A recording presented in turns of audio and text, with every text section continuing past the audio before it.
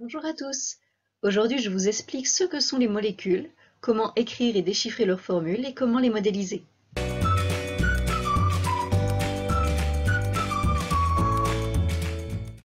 La matière qui nous entoure est constituée d'atomes, nous en avons parlé dans la vidéo précédente.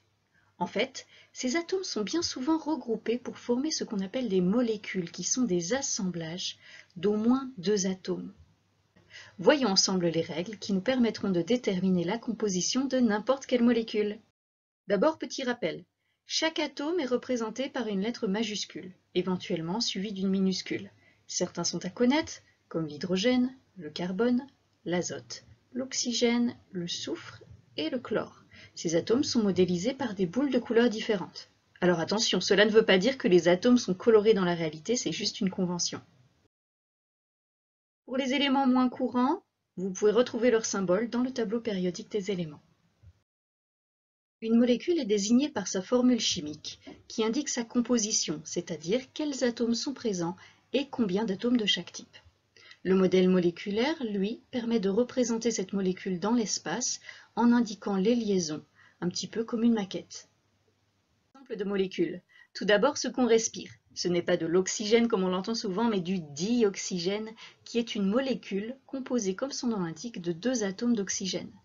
Pour écrire sa formule chimique, on indique l'atome présent, l'oxygène O, et combien il y en a, 2, en indice. Son modèle moléculaire sera donc de deux boules rouges reliées entre elles, voici la représentation en boule, ou bien le modèle éclaté qui permet de voir les liaisons entre les atomes. Une autre molécule bien connue, celle de l'eau. Alors là, le nom ne nous donne pas vraiment d'indice. Sa formule, c'est H2O. Donc de quoi est-elle composée ? Le 2 en indice devant le H nous indique que cette molécule est composée de deux atomes d'hydrogène et d'un seul atome d'oxygène. Comme vous pouvez le remarquer, on ne marque pas le 1 en indice lorsqu'il y a un seul atome. Le modèle moléculaire, c'est un atome d'oxygène relié de chaque côté à un petit atome d'hydrogène. Très mignon, n'est-ce pas? Donc voilà le modèle en boule et le modèle éclaté. Un exemple à peine plus complexe, l'éthanol, qui est une molécule de la famille des alcools. Sa formule chimique est C2H6O, c'est-à-dire qu'elle possède deux atomes de carbone, 6 atomes d'hydrogène et un atome d'oxygène, soit 9 atomes au total par molécule d'éthanol. Les symboles sont en général rangés par ordre alphabétique. Et voici son modèle moléculaire, on retrouve bien les 9 atomes. Plus complexe encore, la caféine, pour ceux qui s'endorment.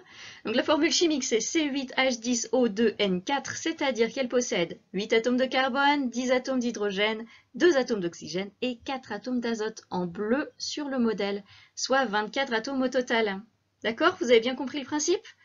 Alors maintenant, dernière molécule pour la forme, un peu plus grosse cette fois-ci. Il s'agit de l'ADN qui contient toute notre information génétique.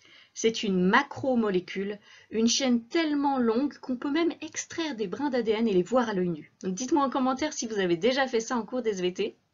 Et on s'arrête là pour aujourd'hui sur les molécules et je vous dis à très bientôt.